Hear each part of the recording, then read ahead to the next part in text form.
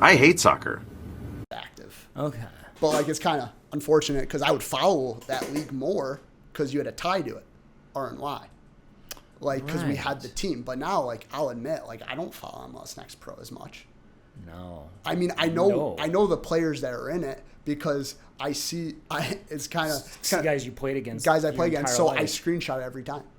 I'm like, I played against this kid, and now he's playing MLSNext Pro. Right. So like it's almost like a reminder that like I can play with anyone. Right, and I mean, okay, so I've always been pro DA and pro MLS Next on the boys side. Mm-hmm. When I first got here in 2015, I was coaching Flash for that brief period of time, and one of the dads was like, "Okay, what should we do with our son?" And I'm like, "You need to go to, at the time, Empire. You need to go to the DA." And he's like, "Yeah, but they're so bad."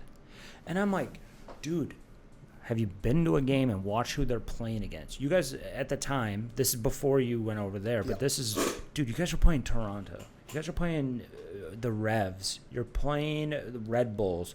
You're playing NYCFC. Or do they not have did they have a team? Yes, NYCFC had a team. But when I played, they didn't have a U19 team. Yeah.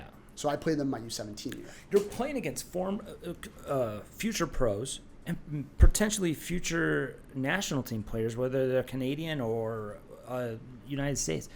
You can't get that anywhere else. No. And so, I mean, I don't know why I just thought of that, but that would piss me off because people wouldn't go and actually watch the level that they're ripping on. Mm-hmm. And I don't know why I brought that up. Because basically, historically, R&Y hasn't been that competitive in the broader scheme of MLS Next. But it's because don't you guys play the most MLS academies in your conference? The main thing I look at is, so the way MLS Next set up is like, depends on how many teams are in it.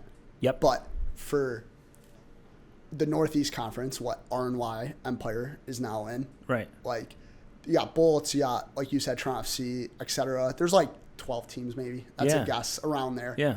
But it's like top 8 to 10 go to this playoff in Maryland called the Flex event. Yeah. And you get placed in groups of 4. Okay. But then you're put into pots. So it's pot 1 is like the first and second team. Okay. And then pot 2 is like 3, 4, maybe 5. Yeah. Then pot 3, etc. go on, pot 4. Okay. But you're placing like the 1-pot team, the 2-pot team, the 3-pot team, the 4-pot team get placed in the group of 4. Okay. So you compete, and they're all from different leagues. So if you win your group, you go on to playoffs.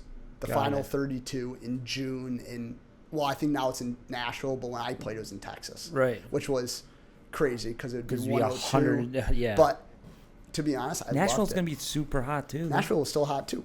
Like I heard people saying about it, but I remember loving it though. Like it was weird. Like I remember having more energy in the third game.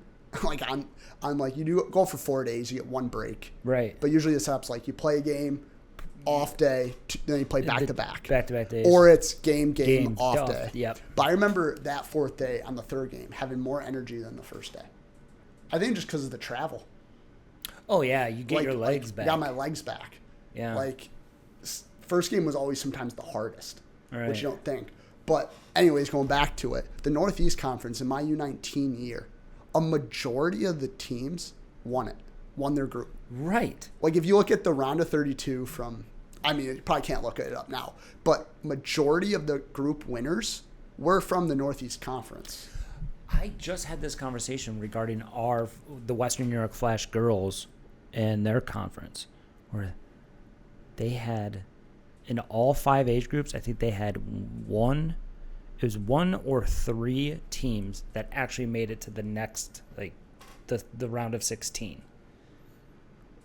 You have 5 teams per club, and you have about 16 clubs in that conference. That's not a very good conference. You guys, however, are in one of the best conferences in MLS Next. So that would just get me so frustrated, and people just won't go and watch games, But I mean, there's other issues that parents bring up too, and I don't want to get into that. Driving to Rochester is so hard. It is so hard. Like my U16 year, when I first went, it was nice because just out of COVID, it was hybrid school. So I would go into school every other day. Yeah. So I'd say I have school on Tuesday. I'd go to practice. Yep. Then Wednesday I got to sleep in. Yeah. So then you got home at 11 o'clock or whatever. 11. But then you got to sleep in the next day. Got to sleep in the next day. But my U17 year, till this day, I don't know how I did it. Because then my U17 year was back to full-time school, and then it'd be full-time R&Y still. Right. So I don't know how I did it. Because I'd be running on which kind of, I don't know how I still got to be how tall I am. Right. Especially with my parents.